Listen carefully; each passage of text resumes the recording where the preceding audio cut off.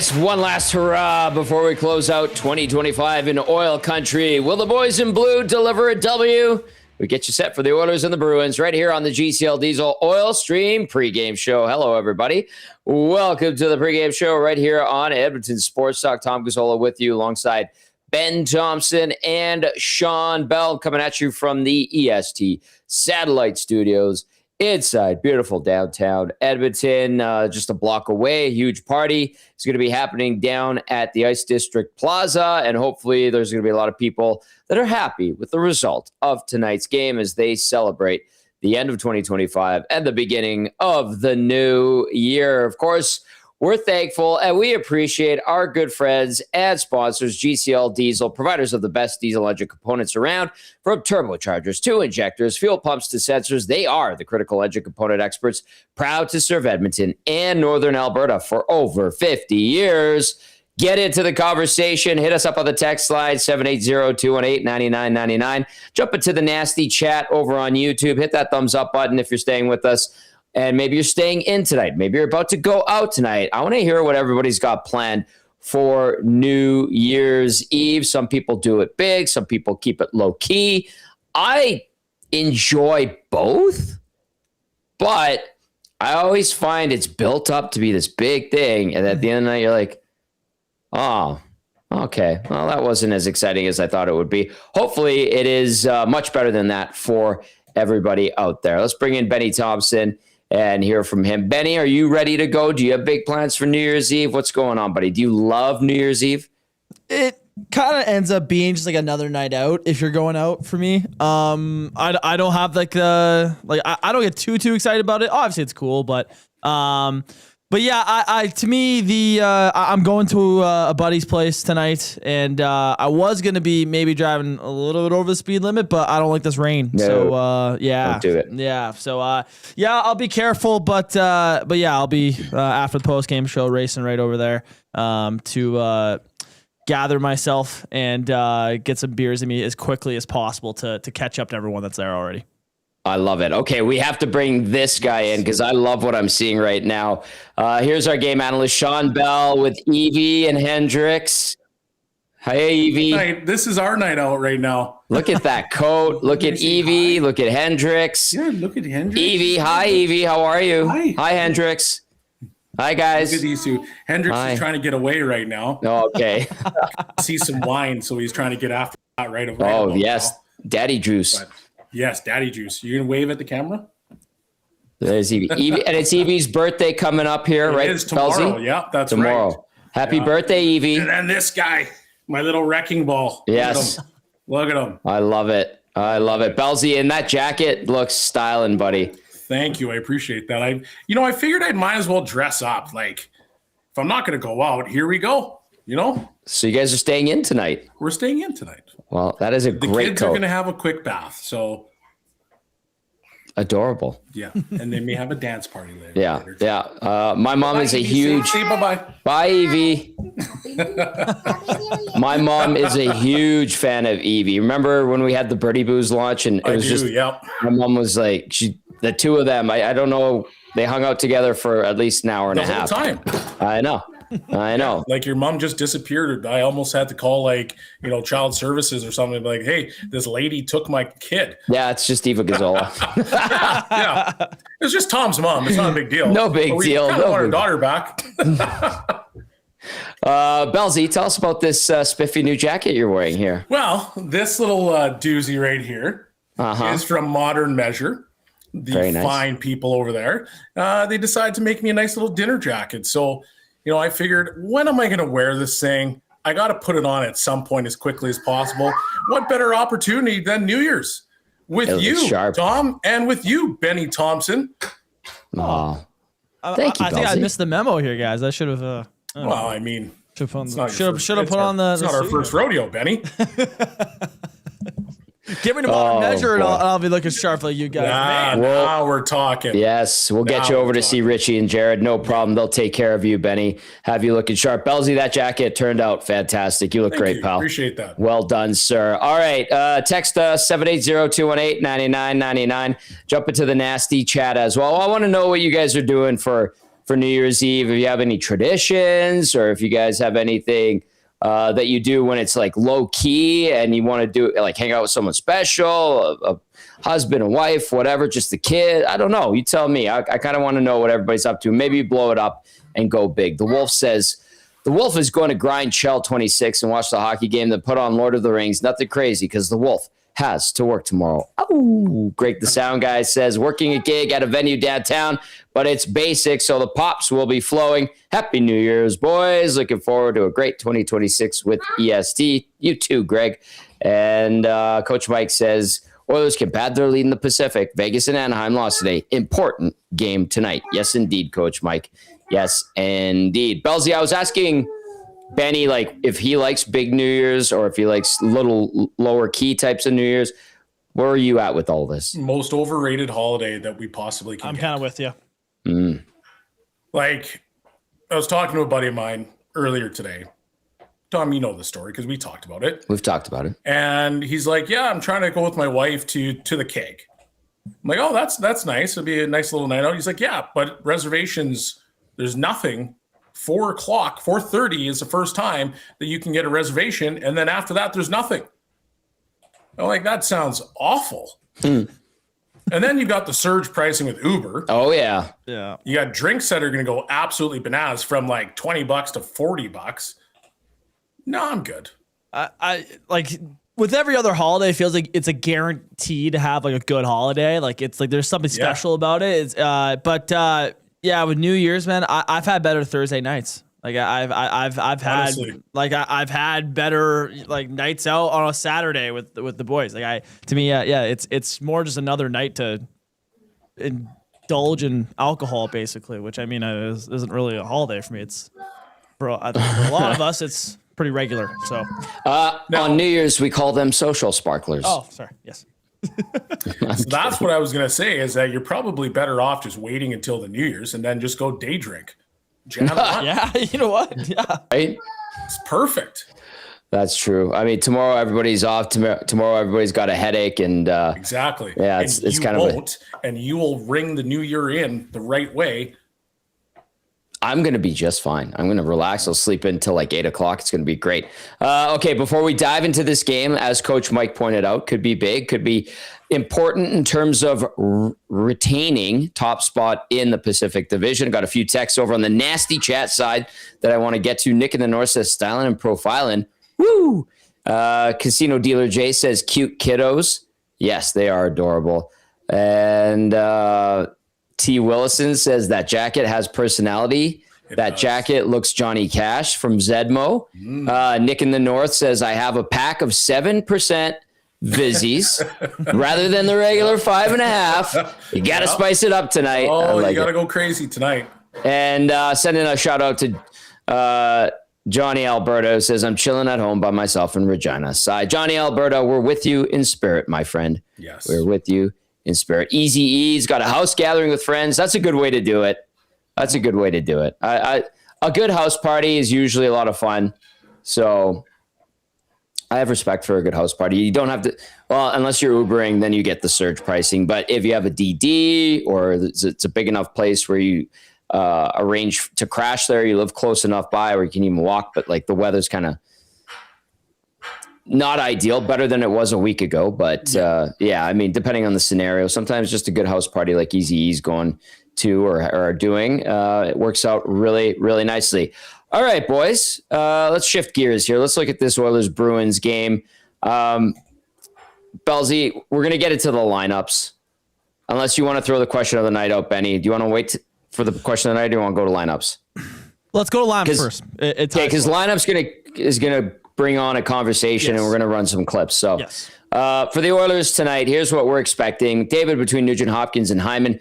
Draisaitl with Podkolzin. And guys, Andrew Mangiapane, who was healthy scratched the other night. Jack Roslovic centering Janmark. And, oh, God, who did I write down there? Fill me in there. I wrote down Janmark twice. That's how much I like him. You did. Probably Savoy.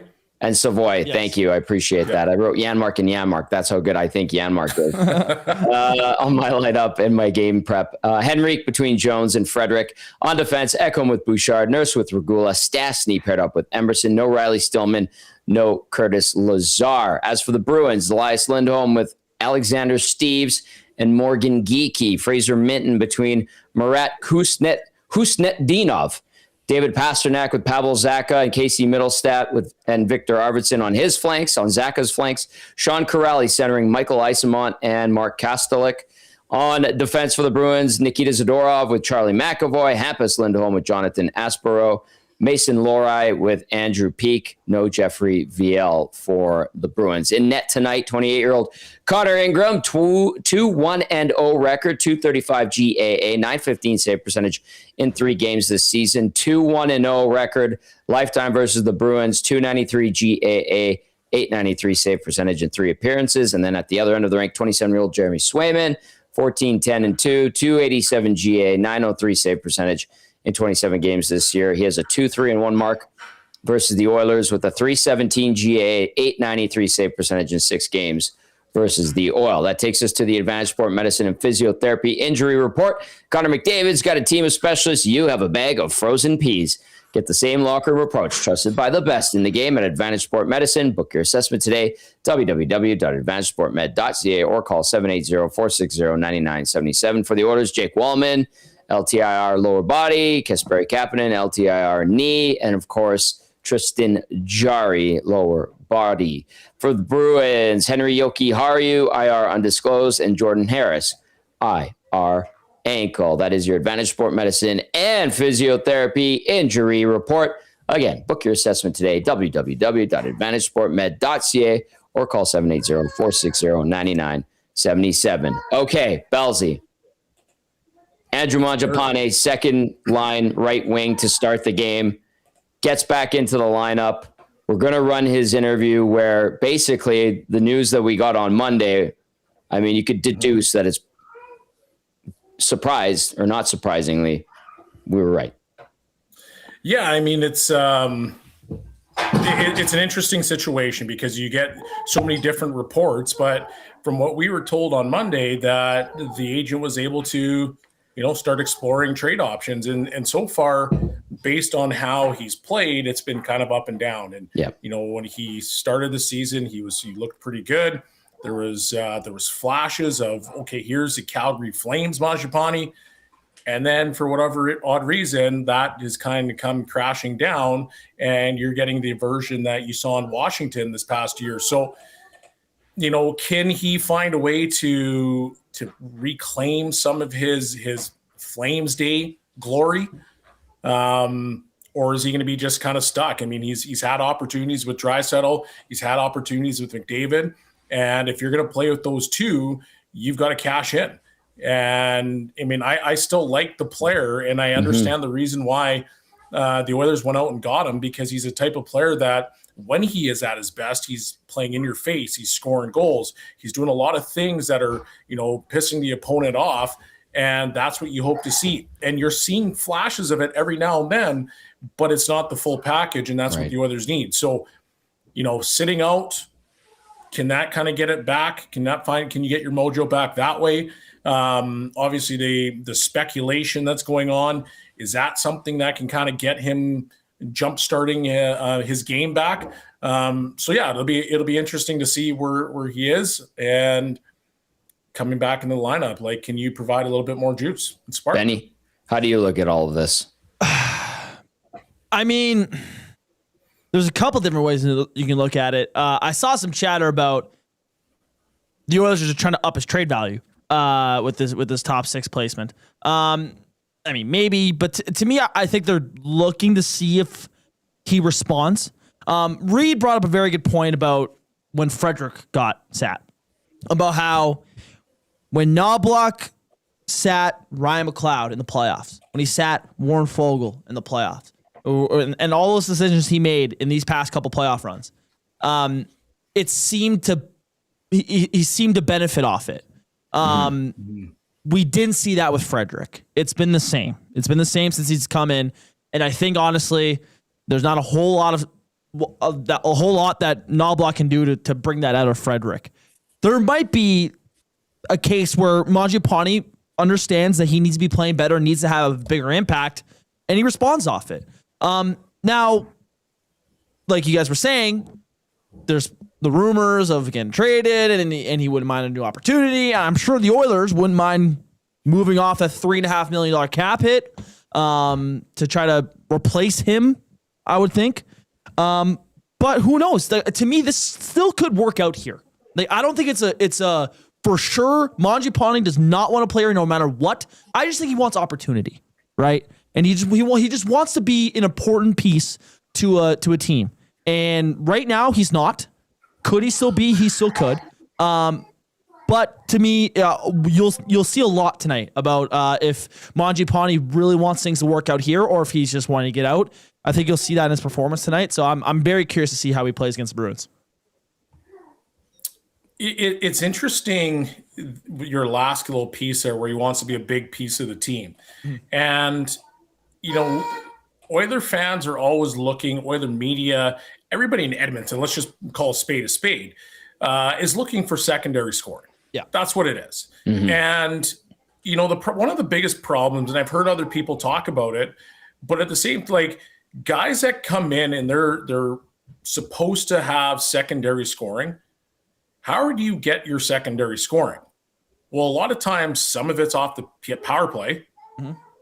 But when you have a unit that's historic and they're clipping along in the last, 15, 16 games at 45%, which is crazy numbers, how do you put another unit out there?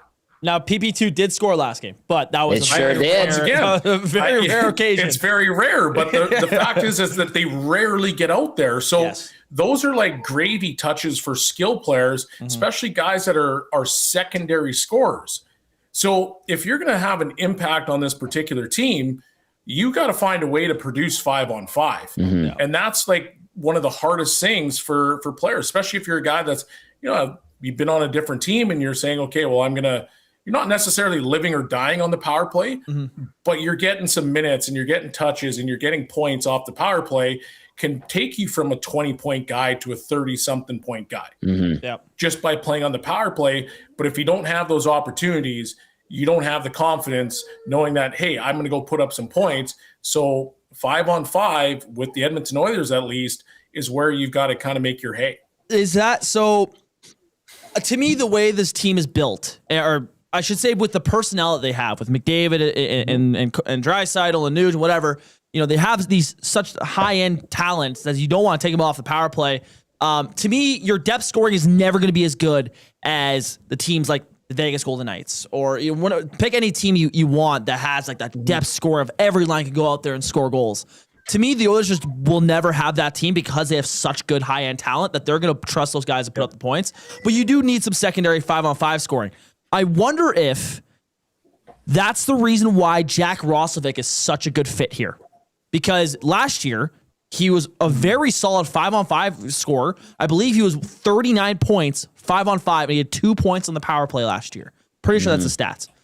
And he's come in here, and he's not on the first power play. He scores the power play 2 goal against Winnipeg, but he's come in and slid in perfectly, it feels like, because he's a guy that can generate offense at 5-on-5, which is what's been lacking with this team. And so for a team that's not going to have a power play 2, basically, Roslovic has shown that he can be a big impact on this team. And so it's hard to find those guys, but the Oilers should definitely use more of them. Absolutely. Yeah. They, when you're looking at the eye test and the analytics and all that stuff, what I think you need to be looking at, and this is just my opinion, but you need to be looking at guys that can produce 5-on-5. Hey, I get, okay, maybe you're looking at, just throwing a name out there, Bobby McMahon. Yeah. Right. And you see, okay, a year ago or 2 years ago, he had 40 points. The first thing I would do is look at, okay, how many of those points were based off the power play? Because you basically just erase all those points. Because when you come to Edmonton, you're not getting them. Yep. And from there, then you start to narrow down your list when you're trying to find those free agent targets. Once again, just my opinion on how it goes, but I wouldn't even look at another player's power play statistics, because once you get to Edmonton, you're not replacing Hyman, you're not replacing Draisaitl, McDavid, Nugent-Hopkins, or Bouchard for that matter. So you have to just find a way to produce 5-on-5. 100%. All right, let's go inside the Oilers locker room. Benny, cue up that Mangiapane interview. It's a real quick one. He didn't speak that much, and then we'll assess it on the other side here. Okay, yeah, this is Andrew Mangiapane from the dressing room earlier today. Reset now and then. How do you process the sort of the message that's been sent and the right way to come back from it? Yeah, obviously, whatever, you're a little angry that you weren't playing last game, but it's kind of behind us now, and just kind of focus on tonight and go back out there and play my game and help this team win. What do you think? What message do you receive about what's been missing, what you can do that you haven't been? Like, what are you looking to bring that hasn't been there? Yeah, I think just for myself, just kind of be more on the puck, be closer in battles. Be tenacious and just kind of be in the battle, right? Don't be kind of on the perimeter, kind of looking in, waiting for someone to kind of get you the puck, go in there and kind of get it and win those little battles, right? How about the opportunity of playing in the top six with Thomson? Yeah, I've played with them earlier in the year, right? And there was some chemistry there, so I think we just got to keep on building, kind of where we left off. Obviously, they're playing well right now, so I just kind of got to go in there and, like I said, win those little puck battles and, move my feet, be hardworking, and, help in any way I can on that line. There's lots of reporting out there about, potential trades. Your agent looking for a trade, team looking for a trade, whether you want to be here or not. Can you sort of set us straight on where things sit from your end? Yeah, I'm not, to be honest, not really sure. That's kind of the business side of it, right? I'm happy to kind of be here and be with this team, right? So we'll see kind of where it plays out, but that's kind of beyond my kind of control, and I'm just going to continue to play my game and focus on hockey and, do whatever I can to help this team win. Do you get caught, like when they have you in the fourth line, the third line, do you get caught with 8 minutes is hard to do something with, but if you only get 8 minutes, it's all you get? Yeah. So it's a bit of a vortex there. Yeah, exactly, right? And I think obviously you want to be out there as much as you can, right? I'm sure even Connor would say the same thing. He'd say that he wants more ice time too, right? I think everybody, that's just kind of your nature and everything like that, but it's up to the coach's kind of discretion there, and right, you just got to go out there and play hard for those 8 minutes.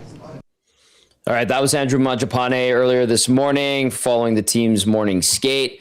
It was the second last response and question there when Shaggy asked about the noise and discussion that's been happening around him. Bellsy, no denial. Didn't talk about the team much. As a former player, how would you read between the lines on that one? He's basically just being a professional. He's saying if he gets traded, it is what it is because he wants a potentially different opportunity. But at the same time, if it doesn't happen, he's here. He's happy to be here, and he's gonna put in his work, and he's gonna try to get back to the player that he is and should be. Mm-hmm. To me, yeah, that response just screams professionalism. Because you don't want to turn it into a sideshow. So the reports came out, he doesn't deny them, but at the same time, he puts it kind of the onus on himself to get himself out of the funk that he's in. So yeah, like it's just, to me, it's business is what it's boiling down to. Yeah. It's the best way to describe it. Yeah. Liquid Beaver texted in via the inbox 780-218-9999 says, quote, "I'm happy to kind of be here." Unquote. What kind of response is that? It's a telling one. I think Liquid Beaver. Yeah, it's very telling, but he's just being professional. He's saying like, "Hey, if I have to be here, then I'm just going to play." And I'm signed here. Everything that I possibly can, because like you just mentioned, Tommy, he signed here. But if he can get traded, he would welcome it so that he can get a better opportunity to play in the top six and have a little bit more impact, like which Benny was mentioning earlier. Yep. Well, let's see where this goes, but it's all out there now. And as we were told, it's in Stan's hands the other night. And away we go with Andrew Mangiapane and the Oilers. How long will it last? We will find out. All right, let's go to Game Changers now with our game analyst, Shawn Belle. Game Changers, as always, brought to you by Damon Bunting Real Estate. Damon Bunting, consistent, top-producing realtor in the greater Edmonton area for over 18 years. He's community-driven and understands what it takes to make a difference in our city. Check him out, DamonBunting.com, or visit his Instagram at Damon Bunting Real Estate. Bellsy, number one against the Bruins tonight. Fast start. Fast start. I can't stress this enough. The last time we were on this pre and post game show against the Boston Bruins, we detailed how much better Boston was at home versus on the road. And it's quite drastic. And you look at the Bruins and, away from Boston, they're just not the same team. They give up more shots. They give up more goals. Their power play is not as good. Actually, their power play was better, I think it was. But their PK is not as good. And so for the Oilers, this is a team that just lost to Calgary a day ago. You've got to find a way to get on them right away, to, kind of have a little bit of a seed of a doubt where, okay, are we doing this again? We're getting on the road and we're not playing as well as we possibly can. Like, get after them, get on the forecheck. We've seen the Oilers, when they get on the forecheck, they're an impressive team. They turn over a lot of pucks, and then you can turn that turnover into instant offense. And, for a team that is not as good on the road and they struggle to score, they struggle to defend, you got to be quick. You got to be all over them in a hurry. All right. Benny, you want to jump in on that at all? Yeah, I feel like Bellsy did a pretty good job of touching on that. You had a rough start to. I look back to last game against the Jets. Rough start against them. They came out there on their toes, and I understand that they didn't end up giving a goal early in the game, but you need to just show the pace of the game. You're at home. Take advantage, like Bellsy was saying, of the Boston Bruins not being as great on the road. So yeah, I'm with them. Let's start off a good pace here.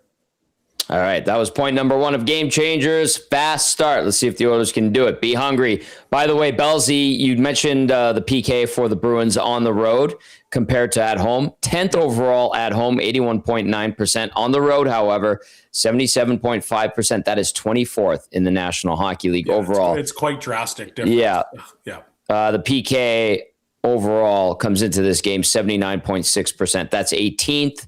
That's slightly higher than the Oilers. All right, point number 2. Can you just quickly remind me what the power play was? Because I thought it was different. It was relatively the same home versus away. Very much this. It's very similar. At home, 24.3%. That's 7th in the NHL.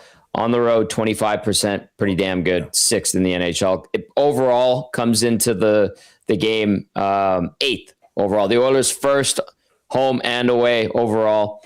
And then on the PK, 20th overall, 18th and 18th, home and road, 79.3%. Edmonton scored 4 shorties. Boston, just 1. All right. Number 2, Ingram, we trust. Bellsy. Ingram, we trust. Right now, he's played 3 solid games. Pickard had a hell of a game against the Winnipeg Jets, but for some reason, they're putting Connor Ingram back in the net.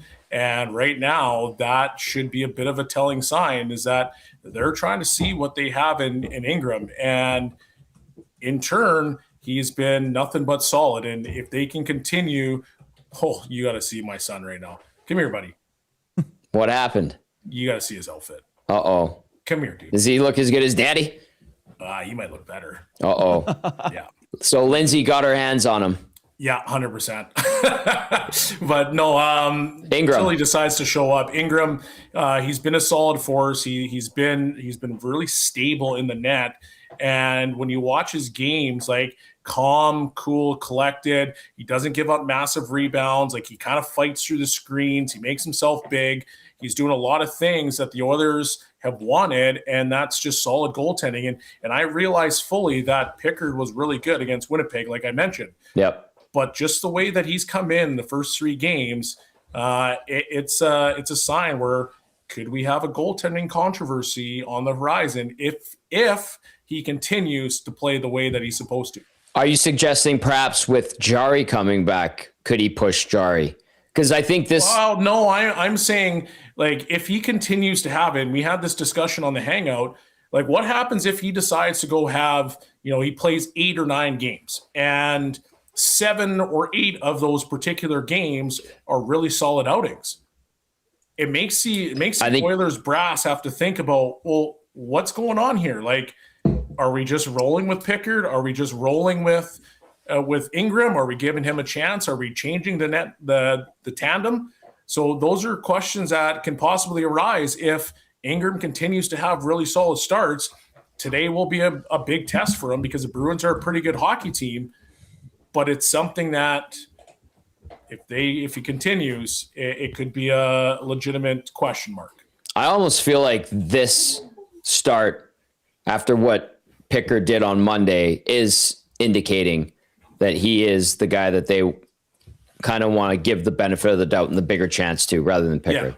Yeah, exactly. And so if that's the case, well then in Ingram we trust. All right. That was point number 2 here on Game Changers. Game Changers is always brought to you by Damon Bunting Real Estate. You can check him out, damonbunting.com, or visit his Instagram at Damon Bunting Real Estate. Point number 1, fast start. Point number 2, Ingram, we trust. Point number 3, Team Canada snub. Bellsy. Well, I'm assuming there's a couple of guys on that team that feel that they've been snubbed. Hyman being one of them, Bouchard being the other one. Can they use that as motivation to elevate their game? And yes, we know that the right time to elevate your game is obviously the playoffs, but there's got to be maybe a little bit of a bump to say, hey guys, you made the wrong decision. They also still have a list of players if somebody gets hurt. And so you're still auditioning for Team Canada. And if you think it doesn't matter for some of these players, well, I think we'd all be wrong saying that it doesn't matter. It does matter for these guys. Everybody wants to represent their country, to put on that Canadian flag. And for a guy like Evan Bouchard, who is legitimately in the conversation, you've got to feel a little bit. You've got to be a little bit pissed off. So hopefully that snub can elevate your game, kind of have a blank you attitude, and prove people wrong and some of the doubters wrong, and show people that, hey, like, I've got a more well-rounded game. I am the guy that can, quarterback the power play if Makar, knock on wood, goes down. It's a conversation, and if you're that type of guy and you're guys that snub, you've got to be a little bit pissed and see if you can elevate your game. And if you do, there's a good chance your others are going to win this game. Okay, a couple of things. Speaking of Team Canada, they just went ahead against Finland. Nice rebound goal. Yeah, 3-2. The shots on goal, guys, 5-4 in favor of Canada. Not a lot of saves so far in this game, and we're 11 and a half minutes into it so far. So there's the out-of-town update on the World Junior side of things. As a World Juniors gold medalist and two-time participant, how dialed in are you to this, and how proud are you of the World Junior team every year? I'm the wrong guy to ask. Why? How? I barely watch. You were on the damn team that was the best ever. I know. To be honest with you, I've been watching more Spengler Cup than I have, World Juniors. And that's not because I don't want to watch the World Juniors. I do. It's just been convenience and time with the family and stuff like that. The games have been just odd times. So will I get dialed in? 100%, because I do want to see Team Canada win, because it's something that you want to see. You want to see that dominance from Team Canada year after year after year at the World Juniors, which hasn't happened, but you want to see it. So I will get dialed in. Okay. Is it just an arrogance thing because you're like, we were the best, none of these guys will ever compare? No, it's not. It's not. Bedard, he's just not at the MVP level. That's my boy Bergeron. But no, it's not an arrogance. It's just I haven't been able to focus on it. I'm teasing. Well, I don't know, 23 points. I like the tease because at the end of the day, we look at Benny over here, and he's got bias. Oh yeah, he does. Big time. Bias. Big time. You got bias. Mush brain bias. You got bias to your boy Bergeron over there, and I get it, and I respect it. 23 points in 7 games, man. As a 17-year-old. I don't know. I'd say it's pretty good. At the end of the day, there was a whole lot of people that voted in this thing, and they all said Bergeron too. And they're all wrong. Oh, don't you worry, Benny. Don't you worry. 67% of the people said they're wrong. Yes. Yeah, they're wrong. Oh, they're wrong. Yeah. Okay. Salty Benny. All right. Before we let you go, Bellsy, do you have Hendricks there? Do you have? Oh, he took off. Oh, that's too bad because he's wearing basically a cream colored suit and it's just he's got no shirt on, but he's got a vest on with cream-colored pants. He looks ripped. Now that's a look. Yeah, it's a hell of a look. I mean, I might have to pull it off one day, but I don't think I can. Only if Lindsay lets you. 100%. Buddy, you look great anyway. Look forward to catching up with you on the post-game show. Have fun, okay? Thanks, boys. There you go. There's our game analyst, Shawn, Belle. Oh, my goodness. Do you know what just happened? They tie the game? They did just tie it. The Finns, that's a bad goal. That is a bad goal. My dad's texting me about the goalie. Carter George isn't doing the trick, apparently. No, he's... Okay, so it was a point shot. It looks like it goes clear in. No tip, but George is saying that he got interfered with. He's outside the crease, like his glove got interfered with, but he's outside the crease. He's aggressive on it. He might have a case, but if he's outside the crease, does that... Yeah, he's not protected, right? Yeah. Interesting. They're reviewing it right now. Shots on goal, 7-5 Canada. 3-3 score. 3-3 temporarily. We'll see if this stands. Canadian crowd saying no goal, even though they're in mini. There's a lot of Canadian jerseys there. All right, the refs are looking at it. We will update you. Let us know your thoughts going into this game, Oilers and Bruins. Do you have a question tonight, Benny, or do you want to forego it? It was about Mangiapane. So okay. What was it? I'll throw it. It was. Do you think that Mangiapane could still work out here in Edmonton, or do you just think the Oilers are using his top 6 play tonight as just trade bait? Let us know.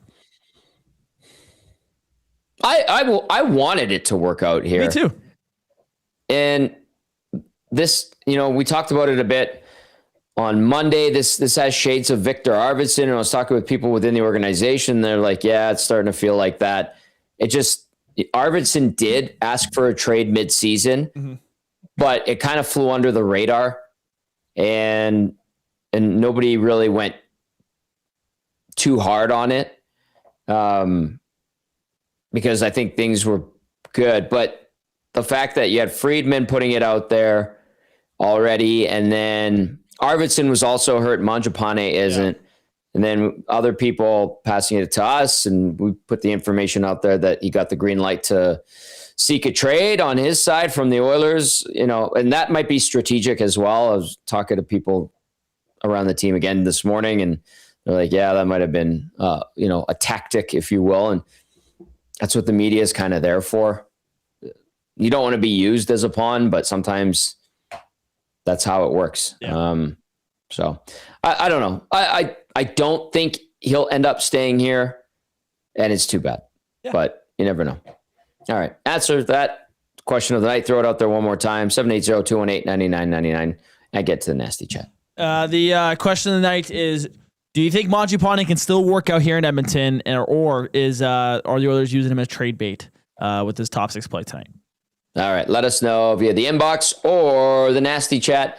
And by the way, that goal stands because George was outside the crease.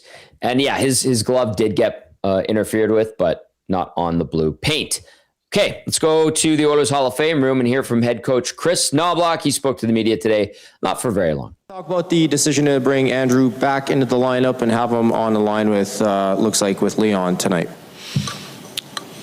Andrew's, a player that can complement skill. He's the guy that can score a goal if he gets the opportunity to. And Andrew hasn't been playing how we expected him as of late, but there's certainly a lot to like about Andrew. And, he sat out the other night, and I think he can respond and bounce back and help that second line out. What would you like to see from him in particular? I think lately he's been playing with a little more tenacity. I like that. He's been stirring it up a little bit. That's nice. Just his puck play, just not being confident. I don't think there's been plays that he's been forcing. I think it's just been able to make those plays. And, for many, I'm not sure the reasons, but we need a little bit more of a polished play from him that way. Chris, Zach Hyman, Ryan Nugent-Hopkins, and Evan Bouchard were kind of on the bubble to make Team Canada. fell a little short. As a coach, do you feel bad for those players? And then is there another side of you that says, well, I'm going to get some well-rested, motivated guys after the Olympics and playing for me? You know, unfortunate for them not making it. You look at what they've accomplished, just not only this year, playing at an extreme level. And I know it's very difficult to leave those guys off. I know there's a lot of good players, and I know a lot of coaches are probably making cases that their guys should have been on that team. And I definitely could be saying that about Nuge and Hyman and Bush. So not only are they tremendous players, they're responsible players, but probably more importantly, you see of what they've done during the playoffs and how well they played at high pressured situations. So, you know, all I can say is I think it's Hockey Canada's loss not having those guys on the team, but you know, there's a lot of good hockey players and not easy. I don't know. I see those guys every night. I've got a bias, but they'll enjoy some more family time.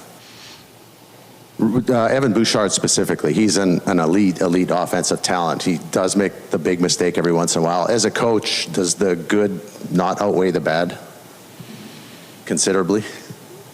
I think so. And not only, you know, he made some mistakes and early on in the season. Yeah, and Evan would tell you he probably didn't deserve it if you just looked at his first 10 games of the season. But since then, he's really ramped up. He's played extremely well, and when he's on the ice, he just makes everybody better. And you talk about high-pressure play. I don't think you can get anyone to play his position better than he has the last two runs in the playoffs. So, yeah, of course, if I'm picking that team, there's no doubt he's on it, but a lot of good players. Connor McDavid's having maybe the best month of his life here, and he just talked to us about how he's ramping up for the Olympics. Could you maybe, I guess, what would your expectations be that Canadians are going to see from Connor McDavid in Milan? Yeah, he's playing extremely well, and if he's ramping it up even more, I'm afraid for the opposition.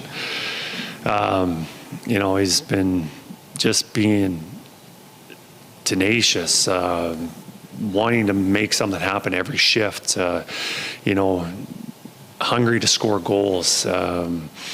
You know, every time he has the puck, he's driving the net, and if he can't get to the net, then he's looking to make the next play. You know, very driven player, very focused, which is the case for him all the time, but taking it to another level right now with how well he's playing. So, yeah, you think about how good Connor is, and you know, if he's going to get better, you know, Hockey Canada is going to get one heck of a player. They're already getting one, but yeah, I just obviously his game speaks a lot of, you know, he's the best. He's tremendous, and he's right now I'm seeing him probably be on top of his game. Your team here in Edmonton, you get beaten Calgary 2 games ago, probably outplayed in Winnipeg. Is it, you know, would you like to right the ship here heading into Boston tonight? Sort of what would be your goals for this club? You know, I think first 2 games after the break, maybe a little lethargic, a little maybe casual. I'd like to pick up that intensity a little bit, but probably mostly the intensity is just our puck play, making it a little more crisp, a little more cleaner, and moving it quicker. And I think whether we were holding the pucks too long or we weren't getting into spots quick enough that we can move those pucks, you know, I think our transition game could be a little bit sharper. And, you know, I think everything else, you know, no question marks about their work ethic and trying to do the right things. I just think we're just being a little slow to our game. And, you know, obviously before the break, we were playing really well. You know, just that break kind of killed the momentum a little bit. All right, we're going to see if the Oilers can pick up some of that momentum where they left off before the Christmas break. Yeah, a little bit sluggish in Calgary at the Saddle Dome, and then a bit as well against the Winnipeg Jets. Got heavily outshot. Got a great goaltending performance from Calvin Pickard and a couple of big goals and a fourth line goal, which was nice to see from Max Jones. Okay, we did get some text in regard to the question of the night. Ben, you want to throw it out there one more time? Question of the night do you think Andrew Mangiapane can work out here in Edmonton, or are the Oilers just using his top 6 minutes tonight as showcasing his talent? All right. Nolan from St. Albert says classic trade bait. The Wolf says top 6 play tonight, 100% trade bait. So early returns, trade bait when it comes to the question of the night. Troll texted in and said the 1985 World Junior team was the best ever and best NHL draft ever. I will say this, Troll, 1985 was a formidable year. Let's go back to Nolan from St. Albert. Says, I'm hanging with my father to ring in the new year. Going to be racking too many 6 o'clockers, forking down some Swiss chalet and watching hockey. Simple and fun. I like it. I was also asking people to send in what they're doing for New Year's Eve. Tamara, the wig lady, sent in a video of John Travolta from Saturday Night Fever dancing on the dance floor, and it said what we think we're going to be doing. And then it cut to a guy with a box of pizza and a big blankie and just settling in on the couch and saying what we're actually going to be doing. So I think there might be a lot of that. The weather's better than it was a couple of days ago, certainly for Christmas, and at least you can get out. But I hear that rain is pretty dicey right now. It's probably freezing rain, right? My buddies are complaining that they're at the shovel or scrape off like 2 inches of ice off their wheel. Yeah, so I mean, not ideal at all. I'll give you an update after I go for Subway on the first intermission, but we'll see how it looks. Tread lightly, okay? Yeah. Or unless you're going to drive there, which you have done, and it's literally half a block away. Well, I want to do it so I could scrape off my windshield so that it'll be good for when I'm leaving. You know, I'm thinking 2 steps ahead, right? I want to be gone after post, right? Absolutely. All right, let's get you up to speed on what's going on around the National Hockey League tonight. A bunch of games, busy New Year's Eve, 10 on the schedule. So let's update you. And I'll start it off with the World Junior game, 3-3 Canada and Finland, a minute 20 left in the first period. Not a lot of saves, mostly goals. But here's what's gone on around the National Hockey League tonight. Washington, 6-3 winners over the Rangers. You got Nashville with the 4-2 win over Vegas. Like Coach Mike was saying, very good for the Oilers to retain top spot in the Pacific Division if they're able to win tonight and even boost that lead. Tampa, 4-3 winners over Anaheim in OT. San Jose, 4-3 shootout win over Minnesota. Ooh, good win for the Sharks there. 2-1 Detroit over Winnipeg. You saw Jonathan Taves and Patrick Kane with they were chatting with each other, and one in a Red Wings jersey, the other in a Jets jersey. It just didn't seem right, did it? Nope. No, it didn't. Still doesn't. Yeah, and then you're like, who else did Patrick Kane playing for? Oh, yeah, the Rangers. That was weird. He was a deadline acquisition or around the deadline. New Jersey leading Columbus 3-2, 10 minutes left in the third. Buffalo and Dallas all even at 1 midway through the second. Colorado up 3-0 early on St. Louis, just 3 minutes and 26 seconds in. The Avs already have a 3-0 lead. You got Calgary hosting Philly. Edmonton welcomes in Boston tonight. 3-3 end of the first period. Canada and Finland over at the World Juniors. Troll says, TG, we 85s are awesome. I may be biased, though. Troll, I'm with you, dog. I'm with you. Great year. Absolutely tremendous year. And then we do have an out-of-town score update for the Bakersfield Condors. That update coming to us via our good friend Ryan Holt. What is it there? I just had it. And then it updated. I hate how Twitter does that. Yeah. When you have it and then it goes away. 3-0 Condors lead the Firebirds. Quinn Hudson has just scored 18th goal of the season. There we go. There's the update. I hate that. I clicked it and then just goes away. It's a pain in the ass. All right. We do have Connor McDavid. He did speak about Team Canada. Let's run a little bit of that before we close things out here on the GCL Diesel Oil Stream pregame show. Big day. Team Canada announced, and we'll find out more about Team USA, Team Sweden. Will Matthias Ekholm make it? I was talking to people around the rink today, and it's dicey. So here's Connor McDavid. front, some new faces in net. D stays the same. Just maybe give us your thoughts on the roster that's announced today and how you feel it compares to the one you had at Four Nations. Yeah, obviously very similar to the one we had at Four Nations. A couple changes here and there, but obviously disappointed for the Oilers guys first and foremost. Great players here that different year, different situation, could easily be on the team. So obviously disappointed for them, but that being said, excited. It's getting closer. Obviously with the roster announcement today, it becomes a lot more real.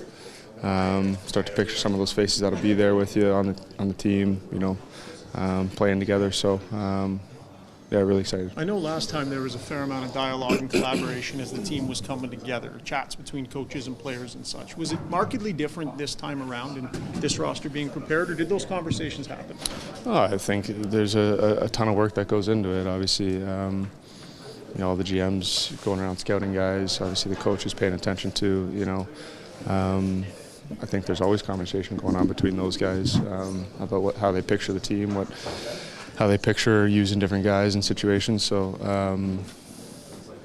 I think this team could be built a number of different ways, and obviously this is the way they've decided to go with it. And as I said, as a player, just excited about the fact that it's becoming more real, coming together. The team's announced. The Olympics are getting closer. It's getting more and more real by the day. We're seeing some of the best hockey we've ever seen out of you production-wise right now. What did you take out of last year, maybe learning how to ramp up at the right time for a mid-season event? And how much is this, I know you wanted to help the team out, but how much of this also has to do with getting your game where it needs to be? Yeah, I said earlier in the year, you got to find a way to peak in February. It's kind of unique that way for us that have never had that experience. Last year was a new experience. You go from playing a regular season, middle of the season kind of sleepy game to, a couple days later you're in what feels like playoff game 7. So going to be the same this year. Obviously it's important that guys are ramping up their games. Obviously personally I feel like I'm trying to do that too. Trying to make sure my game's in a good spot as we come down the stretch here to the Olympics. Back in Celebrini making that. All right, well, his game's in a great spot right now. He's on fire lately. Some of the best hockey he's ever played before. And it's interesting how he brings up ramp up to February. Yeah. But, we've seen teams come together at the right time at Olympics. It's going to be the first time since 2014 where we have NHLers playing at the Olympics. And this is going to be the best of the best. We've waited forever since McDavid came into the league for this to happen. McKinnon and Crosby there. Doughty's going to be there. Celebrini's going to be. I love how it's like 3 generations of great Canadian players. And McDavid leading the NHL in points. Not a shock at all, to be quite honest with you. No, it's funny. I was trying to go back. I'm like, when was the last time there was the whole roster announcement outside the Four Nations, like for the Olympics? And I'm like having to go back. I'm like, 2014. Like, yeah, I was 11. I was like, I was nowhere near. I was in my 20s. Yeah, like I was not conscious and on Twitter to see everyone's reaction to certain guys not being on the team. I remember my dad being very pissed off that Milan Lucic was not on the team. I mean, he was very mad about that. But yeah, so it's funny now. It's kind of my first time experiencing like the full Olympic roster kind of showcase and everything. Yeah, buckle up, Benny, because everybody's dialed into the Olympics. It's a lot of fun. I know the time's a bit weird with the start times and it being over in Italy, but people get really into it, and for good reason. It's a great tournament. Hopefully it lives up to the expectation once again. All right, we got to get to your game day odds check before we duck out for the Oilers and the Bruins. Your game day odds check is always brought to you by Play Alberta. When you play in Alberta, it stays in Alberta, safe and secure. The revenue generated from Play Alberta is redirected into Alberta's General Revenue Fund, which is used to support programs and services that Albertans rely on every day. Of course, EST50 in the promo code section gets you a $50 free bet with a $50 deposit. So does EST Sports. And then if you want to dabble on the casino side, like the boys from the Reed Wilkins show tend to, and even EST Afternoons, you could go into the EST Casino in the promo section, and that's a $50 deposit for a $50 casino bonus. Your money line before I hopped on for the pregame show was at Edmonton minus 182, Boston plus 155. The over-under set at 6.5. The over at minus 118, the under at minus 112. That is your game day odds check brought to you by Play Alberta. Benny, final thoughts. Let's see a good game here. Let's have something to celebrate, not just New Year's, but an Oilers win over the Boston Bruins. Let's hope for that. But hopefully they can generate some momentum. They lost a little bit of that over the break, and it all starts with Boston. So let's see if they do it. All right. Oilers and Bruins to close out 2025. Can they get a win? I like their chances. Connor Ingram in goal for the Oil. You've got Jeremy Swayman at the other end for the Bruins, and Andrew Mangiapane. What kind of night is he going to have? Will he last in the top 6 tonight? We shall see. A big thank you to everybody who watched, everybody who listened. If we're not going to see you or hear you on the post-game show, Happy New Year. Look forward to seeing everybody in 2026. We will have a post-game show for you after the Oilers and Bruins. For Benny and Belle, I'm Tommy saying ciao for now.